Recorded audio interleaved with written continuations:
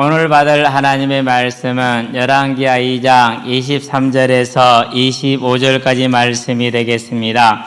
열왕기하 2장 23절에서 25절까지 말씀 봉독해 올리도록 하겠습니다.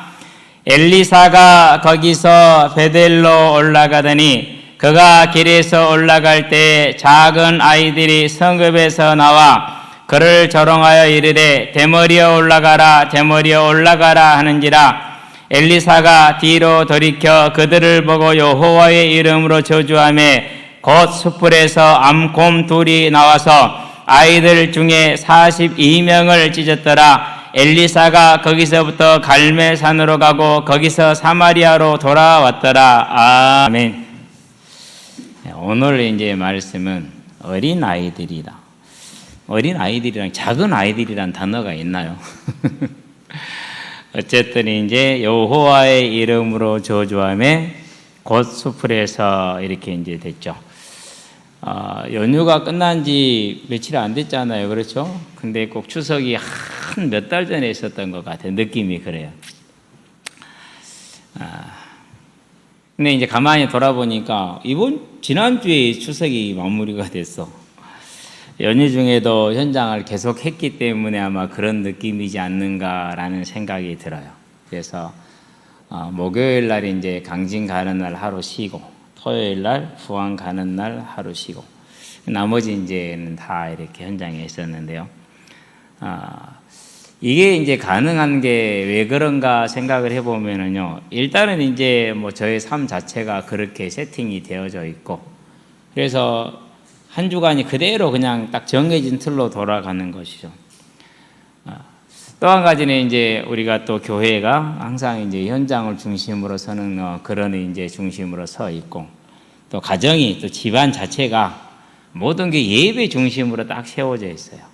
그래서 가장 예배에 적합하도록 가정이 모이고 방해받지 않도록 모이고, 언제나 이제 형님네도 저희들을 그걸 고려를 해서 이제 목사인 동생을 고려해서 거기에 방해되지 않도록 이렇게 항상 배려를 해 주십니다.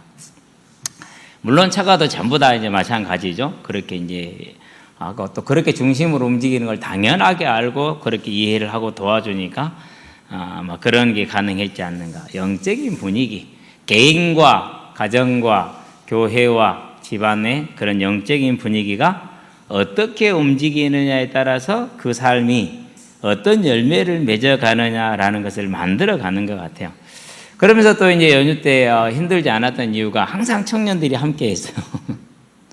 혼자 있는 게 아니고 언제든지 같이 해서 함께 했기 때문에 더 이렇게 힘이 났었고, 또 함께하는 분이 계셔. 부산에서 이사 오신 분인데 어제도 나오시고 끝까지 같이 이렇게 이제 움직여 주시고, 이런 이제 영적인 분위기가 항상 뭘 만들어냅니까? 그런 이제 복음을 전할 수 있는 삶과 그런 모습을 만들어내는 것이죠.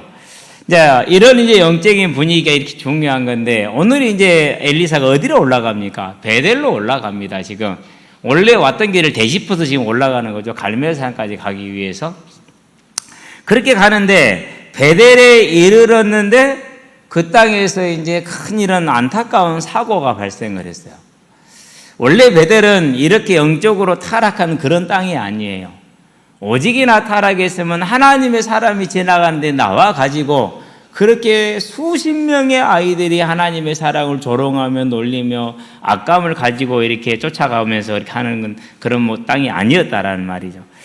아브라함이 가나안 땅에 도착해서 두 번째 단을 쌓은 것이 베델 땅이에요. 상수리 나무 숲에 쌓았고 여기서 아마 같은 장소이지 않겠는가 생각이 들어요. 그런 다음에 불신앙에서 애굽으로 내려갔다가 다시 올라와서 회복돼서 쌓았던 곳이 이게 베델이에요. 그리고 베델하면 우리가 아는 누가 있죠? 야곱이 형을 피해 하란으로 도망가다가 저녁에 잠을 자다가 사닥다리를 봤는데 누가 오르락내리락 했어요? 천사들이 오르락내리락. 그래서 거기에 이제 기름을 붓고 하나님의 성전에 대한 맹세를 하게 되죠. 그런 땅이 베델 땅이란 말이죠. 근데 이런 땅이 이렇게 타락한 땅으로 영적인 분위기가 완전히 하나님을 대적하는 땅으로 바뀌었어요. 누구 때 그렇습니까? 여로보암이 이 땅에 금송아지 우상을 세우면서부터 영적인 분위기는 완연하게 돌아서 있는 것이죠.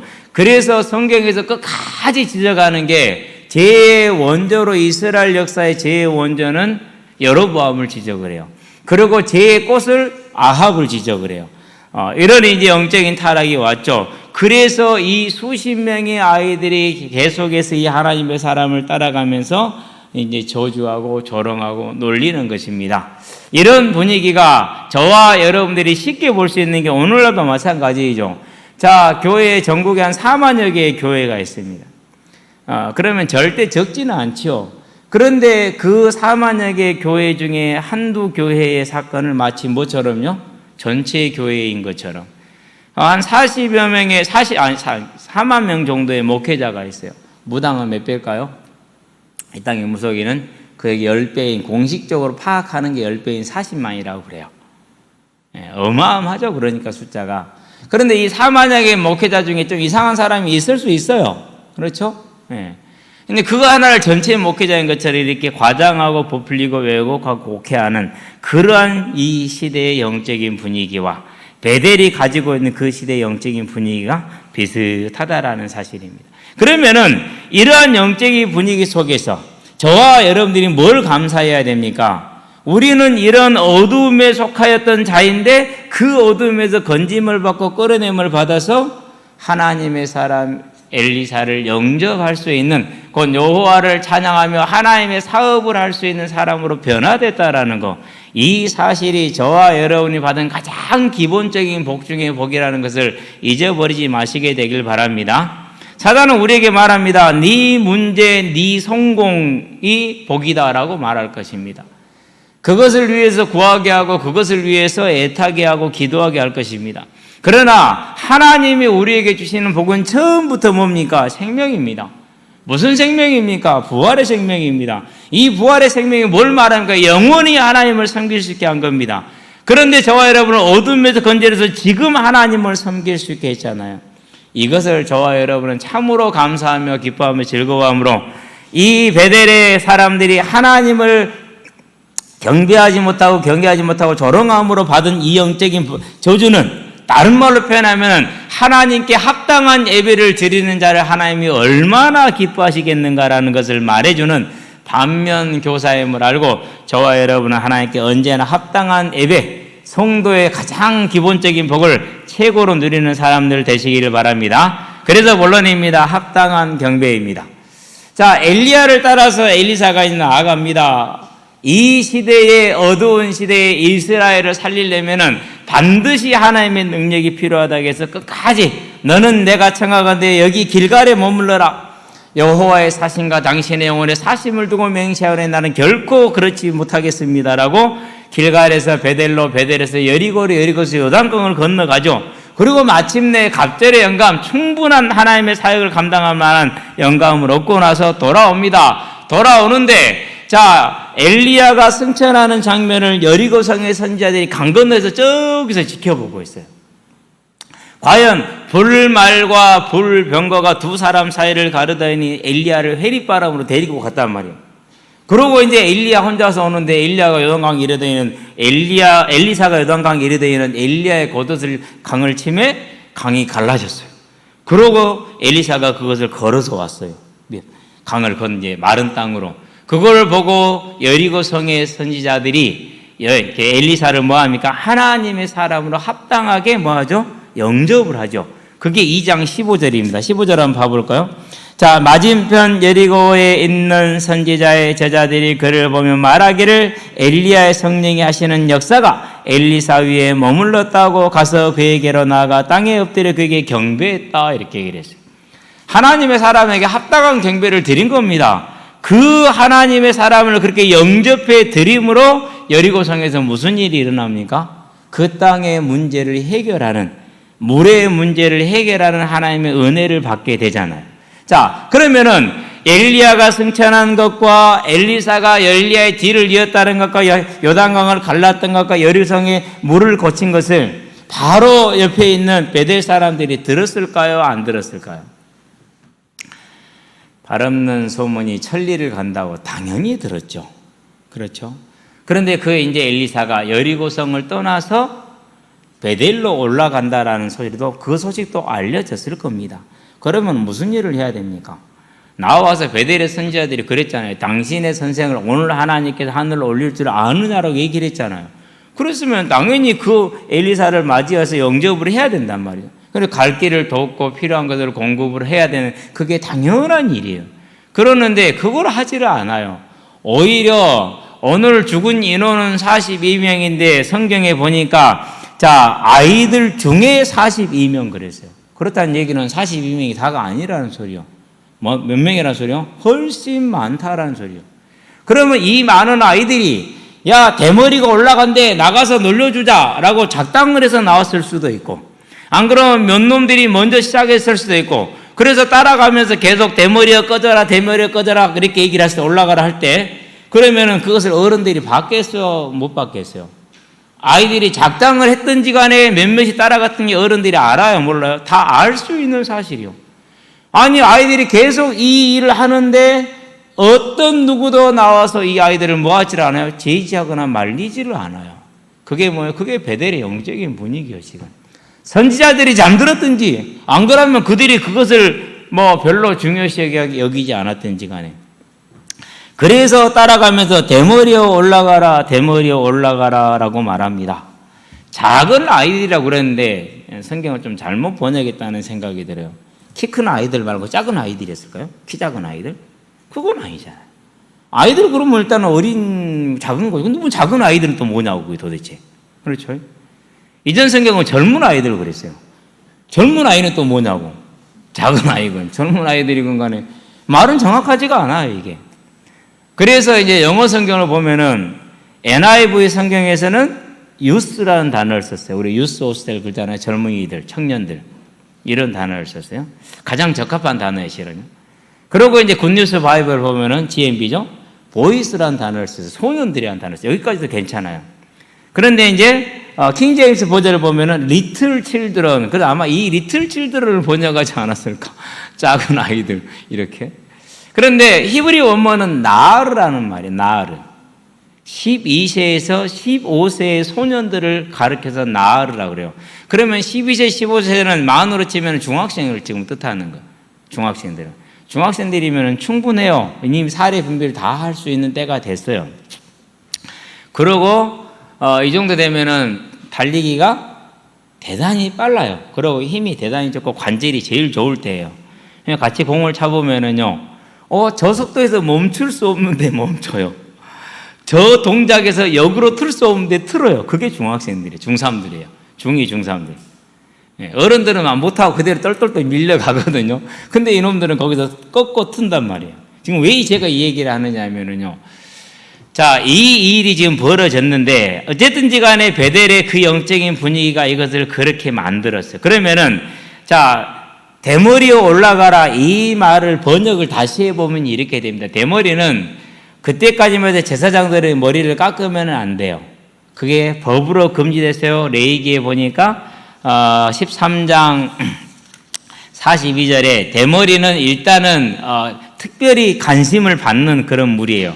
만약에 대머리에게 무슨 종기 같은 게 났다 그러면 무슨 검사 받아야 돼요? 문둥병인가 검사 받아야 돼요. 그리고 21장 5절에 제사장은 절대 머리를 깎으면 안 돼요. 그러면은 이 선지자나 제사장이나 같은 급이잖아요. 그런데 하나님의 사람 선지자가 대머리요. 그러면 일단은 성경에 금하는 상황이잖아요. 물론 자연적인 탈모로 인한 대머리입니다. 엘리야하고 엘리사는 정반대. 엘리야는 털이 많은 사람, 엘리사는 털이 없는 사람 이렇게 돼 있단 말이죠. 그리고 신명기 14장에 보면은 뭐 하지 말아서 머리 중앙을 밀지 말라고 그랬어요. 그러니까 어쨌든 머리를 밀면 안 되는 겁니다. 그래서 머리가 없다라는 것은 좀 이렇게 천시 받을 수 있는 저주 받은 그런 식의 A를 못 낳은 것과 똑같이. 그래서 이걸 다시 말해보면요, 대머리야라는 말은 저주 받은 놈이야 이런 소리예요. 꺼져라 올라가라는 말이거든요. 엘리야가 하늘로 꺼진 것처럼 너도 꺼져버려라 이런 걸 영어로 말하면 뭐죠? Go to the hell, 지옥에나 가라 이 말이에요. 얼마나 이 아이들이 단순히 대머리를 올린 게 아니에요. 악 감정을 가지고 엘리사를 따라가면서 뭐 한 거예요? 조롱하고 저주하는 그 악한 감정을 쏟아낸 것이죠.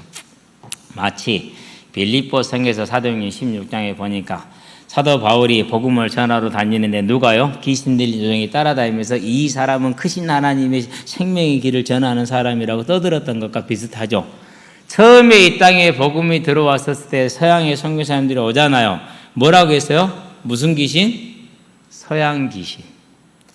그래서 배척하고 돌 던지고 악을 쏟아내고 그랬단 말이죠. 그런 분위기인 거죠. 그게 지금 베델의 영적인 분위기예요.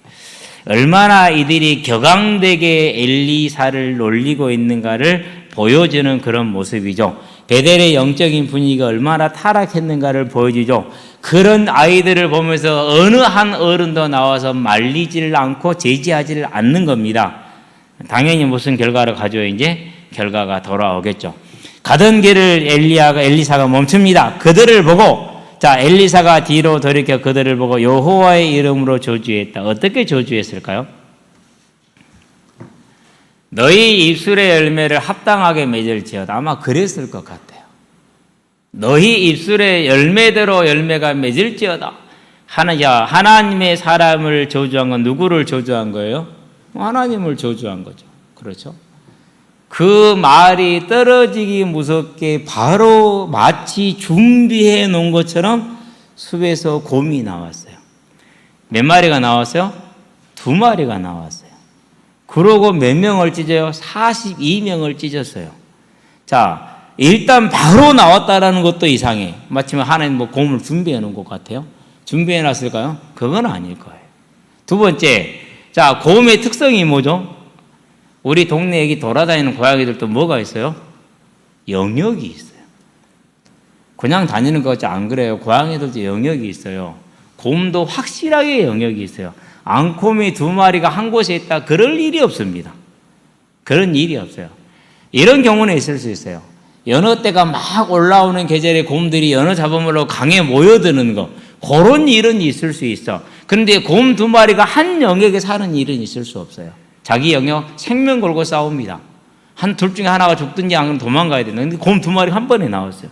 두 번째, 지금 12살, 15살이 가장 뭐한 나이라고요? 빠른 나이라니까. 대단히 빠르다니까요. 그런데 이 곰 2마리가 이 한 마리당 21명씩을 찢었어요. 계산적, 산술적으로. 그러면 나머지 그 애들은 뭐 죽을 때까지 기다리고 있었을까요? 그건 아니에요. 이해할 수 없어요. 그러니까. 무슨 말이죠? 곰 2마리가 나와서 42명을 찢은 것은 엘리사 개인의 분노를 표출한 게 아니라는 사실이에요. 누가 이런 거요? 하나님이 하나님을 모욕하는 자들에 대한 합당한 징계를 내리셨다라는 것을 이 사실들을 통해서 우리가 볼 수가 있는 것이죠. 그래서 하나님은 출애굽기 20장에서 뭐라고 말씀을 하셨습니까? 여호와 이름을 뭐하지 말라? 자, 너는 네 하나님 여호와의 이름을 망령되게 부르지 말라 그랬어요. 여호와는 그의 이름을 망령되게 부르는 자를 죄 없다 하지 아니하리라. 하나님의 사람을 뭐라고 그랬어요? 대머리라고 망령되게 놀렸어요.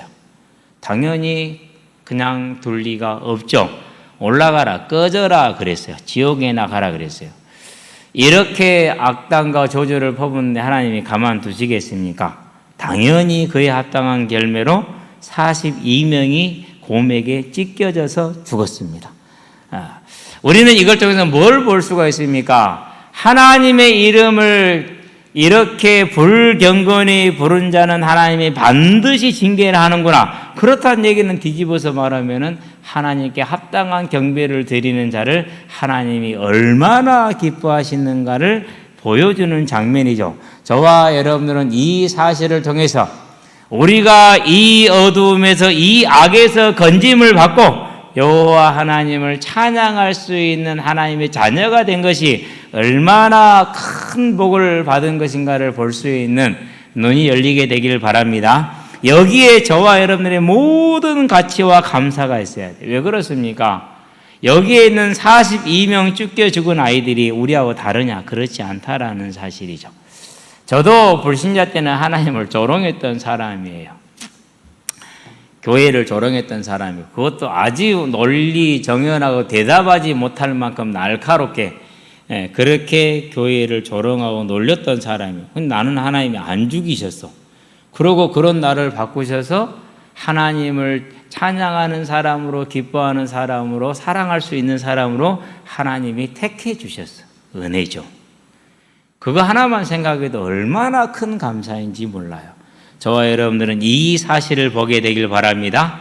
야곱과 에서가 한 부모님 밑에서 한 배의 잉태가 됐어요. 그런데 하나님이 야곱은 택하고 에서는 버려두셨어요. 그래서 야곱은 사랑하고 에서는 미워했다라고 표현을 하는 거예요. 창세기 25장 23절에 말라기 보니까 1장 2절 3절에 내가 야곱은 사랑했고 에서는 미워했다. 그것을 로마서 9장에 보니까 10절에서 16절까지 뭐라고 말합니까? 똑같이 얘기를 합니다. 하나님의 뜻이 사람의 행위로 말미암지 않고 하나님의 택하심으로 되는 것을 보여주기 위하여 야곱은 사랑하시고 에서는 미워했다라고 얘기합니다. 저와 여러분들이 뭘 받은 겁니까? 그러니까 아무런 공로도 없고 자격도 없습니다. 그런데 아브라함이 이를 믿으니 이를 그의 의로 여기신지라 그랬어요. 수동태입니다. 여겨준 겁니다. 아브라함의 인격적인 변화가 생긴 것 아닙니다. 아브라함의 삶의 변화가 온 것 아닙니다. 단지 그가 그 하나님을 신뢰함으로 말미암아서 그것들을 그의 의로 여겨준 겁니다. 의로운 게 아니라 의롭다고 여겨준 거예요. 그래, 그랬다 하자. 그 말은 무슨 말입니까? 그런 게 아니요. 근데 그렇게 해주겠다라는 거예요. 그게 언약이라는 거예요. 저와 여러분들이 이 복을 받았다라는 사실이요. 근데 왜 자꾸 그렇게 우리는 행복하지 않죠? 행복하시게 되길 바랍니다. 기쁘시게 되길 바랍니다. 즐거우시게 되길 바랍니다. 어려운 거 용서하시기 바랍니다. 나는 용서받고 남은 용서 안 해주면 안 되는 거죠. 저와 여러분은 이 사실을 크게 붙들게 되길 바랍니다. 그래서 이것을 깊이 생각하면 할수록 감사한데, 내가 은혜를 잘 모르는 사람이구나라는 걸 알아요. 나는 그렇게 용서를 크게 받았는데 잘 안 돼.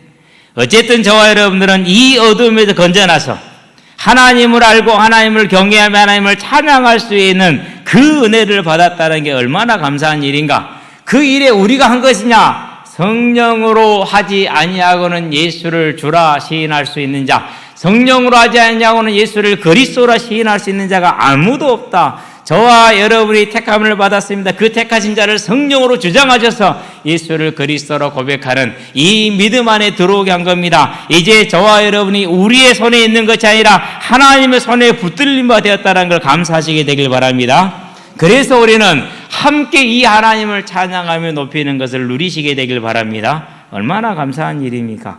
그러면서 함께 딱 준비하고 있다가 미리서 딱 준비하고 있다가 오늘 3시에 일어났어요.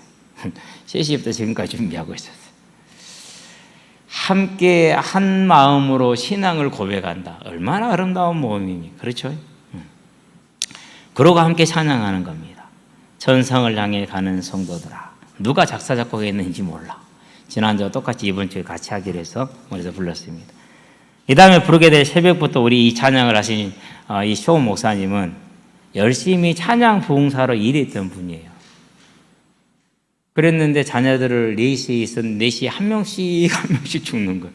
4명이 다 죽었어요. 4자녀를 낳았는데 4자녀가 다 죽은 거예요.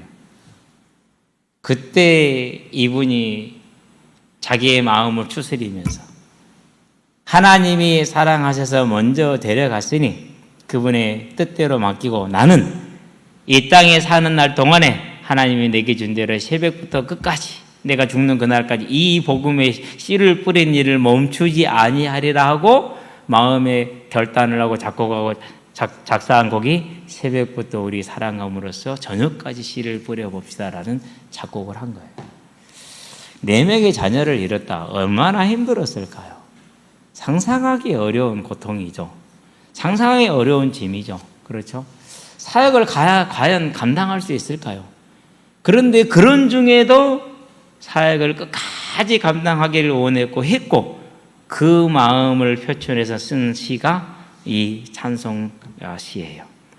저와 여러분들이 이 찬양을, 이 사연 깊은 찬양을, 믿음의 찬양을, 하나님을 경배하는 그 합당한 찬양을 우리가 모여서 한 입으로 할 수 있다. 얼마나 아름다운 일입니까? 그래서요, 이 일을 위해서 모든 걸 희생할 수 있는 저와 여러분 되기를 바랍니다. 어떤 녀석이 그래요. 부모님께 허락받고 예배드리러 갈게 그러더라고. 이것은 부모님께 허락을 받는 게 아니라 부모님을 설득해서 함께 예배드려야 되는 일이다 라고 설명을 해줬어요. 물론 그 아이의 때가 아니니까, 또 본인이 할 수 있는 게 아니니까 당연히 뭐 어렵긴 하겠죠. 그렇죠? 그러면서 우리가 하나님의 말씀을 듣습니다. 그 말씀은 아멘으로 화답함으로 하나님을 영화롭게 합니다. 왜 하나님이 영화롭게 되는 것이죠? 하나님은 이 말씀을 이루실 분임을 믿는 그 믿음을 고백했기 때문에 하나님을 영화롭게 하는 겁니다. 그래서 저와 여러분들은 말씀 중에 아멘으로 하나님을 영화롭게 하시게 되길 바랍니다. 그 하나님께 받은 그 말씀을 가지고 그 삶을 가지고 우리가 함께 모여서 교제합니다. 그래서 교회의 꽃은 예배와 교제입니다. 성도가 함께 하는 것. 얼마나 아름답습니까? 모여서 함께 하나님에 대한 얘기를 나누고 믿음에 관한 얘기를 나누며 하나님의 나라에 대한 것을 함께 얘기하는 이 교제. 그래서 교회 안에서 성도의 교제는 가장 아름답죠. 그래서 사도신경에 뭐가 들었어요? 성도가 서로 교통하는 것과 라는 것이죠. 그걸 이렇게 아름다운 걸 아니까 열심히 농사지어 오늘도 옥수수를 준비를 해놨어요. 먹으면서 교제하시게 되길 바랍니다. 어제 이제 대청 예배를 마치고 올라가서 옥수수를 준비했어요. 좋은 건 너무 좋아요. 근데 가장 중요한 것은 땅이야, 땅. 예, 땅이 좋은 데는 잘 맺어. 물론 거기서도 찌실한 게 나오기는 해요. 예. 그래서 이제 거의 다 땄어요. 이제 같이 먹을 수 있는 게는 이번이 마지막인 것 같아요. 그래도 2번이면은 적은 것은 아니죠. 자, 그러면서 뭐 하는 겁니까? 성도를 섬기는 일에 저와 여러분들이 함께 하는 것이죠. 그렇죠? 이 넓지는 않지만 적지 않은 이 본당을 청소하는 일 쉽지 않습니다. 청소기 한번 돌려보세요. 그걸 또 닦아야 됩니다. 그렇죠? 화장실 들어가서 청소합니다. 치웁니다. 작은 일들이 아니죠. 그러니까 언제나 교회 오면 항상 어떻게 되어 있죠? 깨끗하죠. 그냥 깨끗한 건 아닙니다. 누군가가 손에 흙을 묻히고 땀을 흘리기 때문에 그렇죠. 그걸 섬김이라 그러죠. 어려운 자를 찾아갑니다. 위로합니다. 격려합니다. 섬김이죠. 그러니까 이게 뭡니까? 합당한 예배다. 저와 여러분이 이 삶을 이 땅에 살아갈 때 하나님이 얼마나 기뻐하시겠습니까? 그 이름을 합당히 여기는 자들의 그 삶을 하나님이 기뻐하시는 것을 42명의 이 죽음을 통해서 저와 여러분은 볼 수 있게 되길 바랍니다. 사단은 어떻게 하든지 간에 저와 여러분에서 이 복을 뺏어가고자 혈안이 되어 있다는 사실을 기억하시게 되길 바랍니다. 어떻게든지 이걸 뺏어가려고 합니다. 그래서 어떻게 합니까? 모든 이제 이런 섬김이나 교제를 뭐로 향하게 만들어버려요? 기복으로 향하게 만들어서 엉뚱한 방향으로 가게 만듭니다. 그때 나와서 말합니다. 주님, 우리가 주의 이름으로 병자도 고치고 귀신도 쫓아내고 많은 일을 행했습니다. 그러니까 예수님이 뭐라고 그러니까 너 누구니? 그럽니다. Who are you? 너 누구야? 나 넌 몰라. 이렇게 말합니다. 왜 그렇습니까? 그들이 한 것은 하나님의 뜻을 따른 것이 아니고 뭐를 따른 것? 자기들의 명예, 자기들의 욕심, 자기들의 복을 따라서 한 것이기 때문에 그렇죠. 하나님의 뜻은 무엇입니까? 이 작은 자 하나를 섬기는 것, 하나님의 나라를 섬기는 것이 있다라는 것이죠. 사단은 어떻게든지 이 복을 뺏어갈 것입니다. 저와 여러분들은 이 사단과의 영적인 전쟁에 승리하시게 되길 바랍니다. 그래서 부모님들이 뭘 해야 되느냐? 자녀들에게 우리가 경제적인 뒷받침을 알고 좋은 환경을 제공해주고 이런 걸 중요한 것도 그런 것도 중요합니다. 그런데 더 중요한 게 있어요. 뭘 보여주는 겁니까? 예. 부모가 자녀에게 보여줄 것은 믿음의 삶을 보여주는 것이죠. 그래서 요한 로스 선교사님이 어렸을 때 항상 하는 말이 뭐였다고요? 뭐 될래? 우리 아빠처럼 믿음 좋은 사람 될래요. 우리 아버지들만, 어머니들만 고백합시다. 자녀에게 믿음의 삶을 남겨주자. 그걸 남겨야 돼요. 이 아이를 위해서 내가 뭘 해준다 해줄 수 있죠, 물론. 재벌은 더 많이 해주겠죠. 권력가는 더 많이 해주겠죠. 그러나 그것이 이 땅에 머물고 끝나는 겁니다. 그러나 우리는 영원한 하늘을 바라보고 있습니다. 뭘 남겨야겠습니까? 다윗을 보시게 되길 바랍니다. 쫓기고 있습니다. 생명의 위협을 받고 있습니다. 고난 중에 있습니다. 1년, 2년, 3년, 5년 이렇게 지속이 됩니다. 10여 년 동안 지속됩니다. 그런데 그 10여 년 지속되는 고난의 산 가운데서 어떻게 합니까? 사울 저거 한 방에 보내봅시다. 등 뒤에 있거든요, 지금. 사울은 응가하고 있어. 몰라. 그때 다윗이 뭐라고 그럽니까? 안 된다라고 얘기합니다. 사울이 잠들어 있습니다. 깊이 잠들어 있습니다. 잠들어 있는 그 자리에 지금 다윗이 서 있습니다. 아비새와 함께 있습니다. 예, 발이 빠른 최고의 용사입니다. 두 번 찌를 것도 없습니다. 한 방이면 됩니다. 끝내버립시다. 라고 말합니다. 거기서 뭐라고 말합니까? 그 자리에서 안 된다. 하나님의 기름 부음 받은 자를 치는 것이 죄가 없는 줄로 아느냐? 나는 그렇게 할 수 없다. 그러면 이 이야기가 그와 함께하는 600명의 사람들에게, 그의 자녀들의 귀에 들어갔어요? 안 들어갔어요? 그러니까 지금까지 기록이 있잖아요. 그렇죠? 뭘 보여주는 거예요? 부모가 해야 될 가장 중요한 합당한 예배, 자녀에게 남겨줘야 될 삶의 모습. 그래서 우리 여기 있는 부모님들은 시간이 난다. 그러면은 배 깔고 TV 틀지 말고 핸드폰 들지 말고 복음 전하러 현장으로 가시게 되길 바랍니다. 시간이 없다. 그래도 만들어서 가시게 되길 바랍니다. 그 삶을 남겨놔야 돼요. 교회에서 오해받습니다. 소리 듣습니다.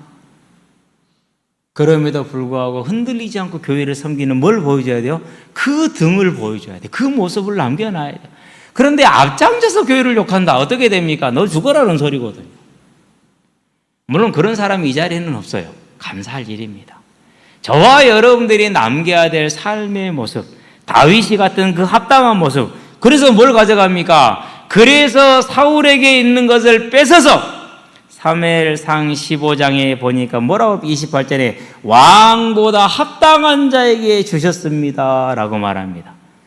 사람이 싸워서 뺏었습니까? 아니요. 싸우지 않고 피해 다녔습니다. 도망 다녔습니다. 사람의 방법을 했습니까? 아닙니다. 오직 하나님을 섬기는 그 섬김 하나로 했습니다. 합당한 예배 하나로.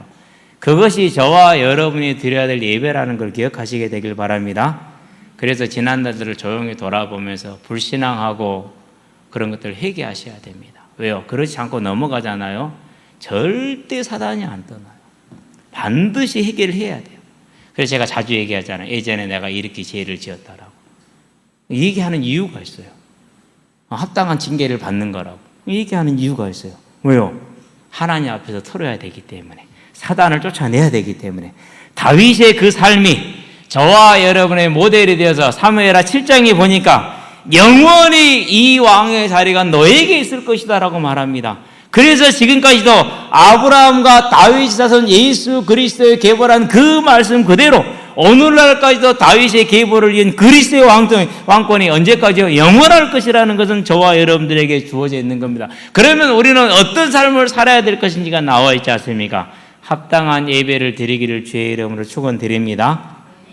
네, 결론입니다. 더 좋은 부활입니다. 여리고 성의 선지자들은 엘리사를 영접했습니다.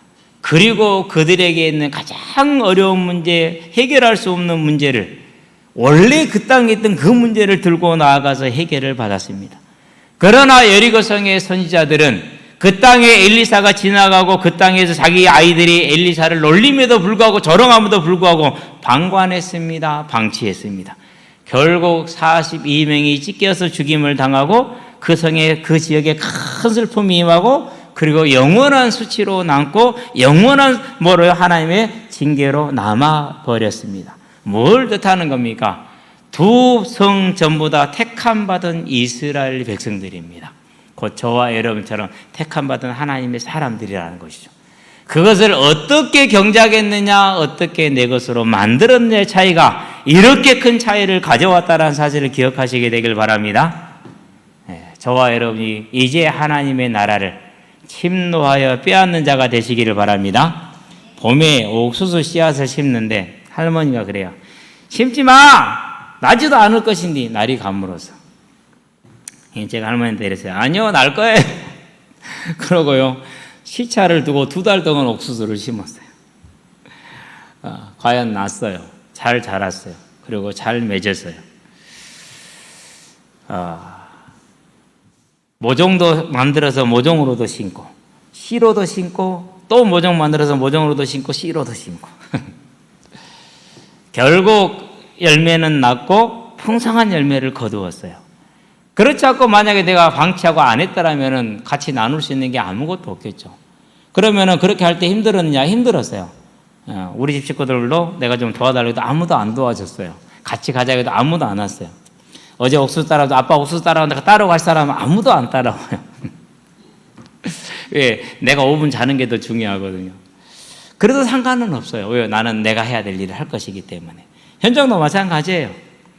내게 주어져 있는 씨를 뿌릴 수 있는 기회. 얼마나 좋은 기회입니까? 애들이 와서 그래요. 목사님 염색하셔야겠는데요. 앉아있으면 위에서 내려다보잖아요. 그러면 보이잖아요. 목사님 이제 염색하셔야겠는데요. 그러게. 근데 아직 하지 말라고 그런다. 그건 뭘 뜻하는 겁니까? 머지않아서 내가 이 씨 뿌리는 현장을 계속할 수 없을 수도 있다라는 걸 말하는 겁니다. 오늘 이제 저와 여러분들에게 주어진 이 시간에 우리는 여리고성의 백성들이 했던 것처럼 우리에게 주어진 이 시간을 다윗이 했던 것처럼 초대교회의 그 연약한 성도들이 했던 것처럼 이방 지역에 있던 그 안디옥의 사람들이 했던 것처럼 그리고 핍박했던 바울이 나아갔던 것처럼 이 땅에 복음이 처음 전해질 때 순교를 각오하고 죽음을 각오하고 하나님의 말씀을 번역하며 그 말씀을 전달하고 그 말씀을 전하다가 죽어갔던 그런 믿음의 사람들처럼 이제 나에게 주어진 이 시간에 할 수 있어서가 아니라 해야 되기 때문에 아멘. 할 수 있어서가 아니라 해야 되기 때문에 저와 여러분들이 이 사명을 감당할 수 있게 되기를 바랍니다. 그래서 새벽부터 이제 우리가 할 수 있는 합당한 예배 최고 예배가 뭡니까? 저와 여러분의 삶을 말씀으로 찬양으로 채우시게 되길 바랍니다. 항상 그래야 돼요. 그래서 여기는 우리 청년들이나 학생들도요, 여러분의 삶의 긴 시간을 찬양으로 채우시기를 주의 이름으로 축원드립니다. 얼마나 좋습니까? 와이파이 터지죠. 데이터 무제한이죠. 유튜브에 눌러만 놓으면 1시간이고 2시간이고 3시간 동안 찬양을 불러주죠. 그것도 최고의 팀과 멤버들이. 그러지 않습니까? 그렇죠. 여러 사람한테 그런 소리를 듣습니다. 아니 목사님 도대체 체력이 어떻게 되길래 이게 가능합니까? 그럽니다. 수요일 날 아침에 공차하는데 목사님 그래요. 목사님 정행무진 날아다니시네요. 그러고 오후에 또 찼어. 그러고 목요일 날 또 찼어. 그리고 공 차고 나서 개인 운동한다고 1시간 동안 개인 운동했어. 기다려주더라고요, 옆에서. 그러면서 도대체 어떻게 하냐고 그러더라고요. 이유가 있어요. 무슨 이유가 있어요? 나는 이 씨 뿌리는 일에 내게 주어진 시간 동안에 최선을 다해야 될 이유가 있어요. 천국을 바라보고 그 날에 주님을 배웠을 때 주님이 내게 하실 말씀이 있기 때문에 그러니까요. 하기 싫어도 힘들어도 버티고 하는 겁니다. 저와 여러분들이 이 길을 갈 때 다윗이 그랬습니다. 초대교회 성도들이 그랬습니다. 할 수 있어서 한 게 아닙니다. 해야 되기 때문에 했습니다. 하다 보니까 손해를 봤습니다. 하다 보니까 핍박을 받습니다. 하다 보니까 생명을 잃었습니다. 그렇다 할지라도 저와 여러분들은 포기하지 않고 나가는 하나님의 사람들이 되시기를 바랍니다. 이 말이 저와 여러분에게는 인생의 중요한 기준으로 반석으로 세워질 수 있게 되기를 바랍니다. 그래서 찬양으로 말씀으로 우리의 삶을 채우고 전도로 저와 여러분의 삶을 세워가시게 되길 바랍니다. 전도로 세운다는 말이 무슨 말입니까? 모든 삶의 스케줄과 시간과 중심을 전도에 있게 하는 겁니다. 그게 저와 여러분의 이 땅을 사는 가장 지혜로운 방법입니다. 우리 딸이요, 수요일 날 저녁에 금요일 날인가 수요일 날인가 그 진로 컨설팅을 받는데요. 제가 진짜 하고 싶은 말이 있었어요. 씨알 데기 없는 짓거리 하지 말고 집에 와라. 와서 예배 드려라 라고 말하고 싶었는데 그건 본인이 결단해야 될 일이죠. 그들이 말하는 것은 이 땅에 어떻게 하면 잘 먹고 잘 살 것인가 라는 것을 얘기하는 거예요. 제가 인생을 보고 성경을 보니까 하나님은 이미 창세 전부터 계획을 가지고 준비하셔 저와 여러분을 불렀어요. 그러면은 저와 여러분의 최고의 진로 컨설팅은 뭡니까? 내 삶을 찬양으로 채우며 말씀으로 채우며 내 삶을 전도로 세워나가는 것, 그게 최고의 진로예요. 왜요? 영원 전부터 영원 후까지 모든 것을 주관하신 하나님이 그 저와 여러분의 삶을 인도하시는데 그걸 따라가는 게 가장 최고의 진로 아니겠습니까? 그래서 부모가 뭘 보여줘야 되니까 그 모습을 자녀에게 보여줘야 됩니다. 그게 가정교육입니다. 그게 유산입니다. 그러고 자녀는 그걸 보고 그 길을 따라가는 것입니다. 그래서 교회가 세상의 빛으로 서는 것이고 우리의 후대가 세상을 이끌어갈 하나님의 일꾼으로 설 수 있는 것입니다. 저와 여러분 이 믿음의 삶을 오늘 살아감으로 더 좋은 부활을 예비하고 우리의 자녀들에게는 더 좋은 부활을 남길 수 있는 예배장, 하나님 앞에 섰을 때 잘했다 착하고 충성된 종아 네가 적은 일에 충성하였으므로 큰 것을 너에게 맡기리 네 아버지 즐거움에 참여할지어다라는 이 복을 저와 여러분들이 오늘 이미 받았으니 더욱더 큰 복으로 경작해 나가는 믿음의 삶, 예배자의 삶, 합당한 경배를 드리는 말씀과 찬양과 전도가 저와 여러분의 삶이 되게 하시길 바랍니다. 예배와 교제와 섬김이 저와 여러분의 삶이 되게 하시게 되길 바랍니다. 기도합시다.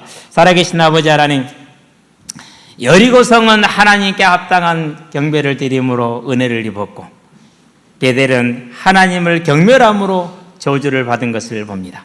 이제 우리의 삶을 하나님이 기뻐하시는 합당한 예배로 세우게 하시되 말씀과 찬양으로 세우게 하시며 전도로 세우게 하시고 예배와 교제와 섬김으로 세우는 하나님의 자녀들이 될 수 있도록 붙들어 주심으로 오늘 나의 삶이 하나님의 뜻을 이루는 완전한 삶이요 그 삶을 따라 우리 후대가 예배의 삶으로 전도자의 삶으로 세워지는 복을 누리는 완전한 삶으로 설 수 있도록 하나님 역사하시고 인도하여 주시기를 그리스도신 예수의 이름으로 기도합니다. 아멘.